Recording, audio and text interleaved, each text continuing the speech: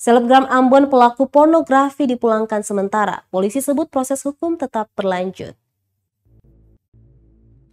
Direktur Reserse Kriminal Khusus di Reskrimsus Polda Maluku, Kombes Pol Eko Santoso, memastikan proses hukum kasus video mesum selebgram Ambon bersama kekasihnya tidak dihentikan.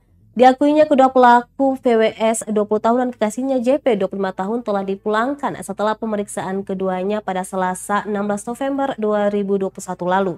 Namun bukan berarti kasusnya dihentikan karena hingga kini masih dalam proses lanjutan.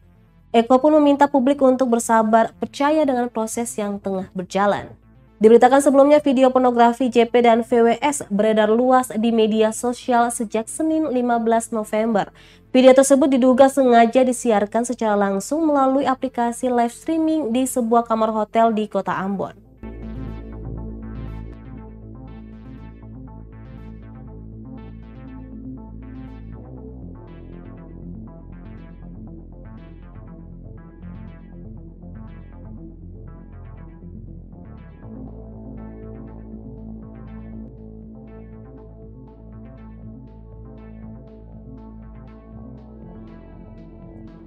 Terima kasih sudah nonton.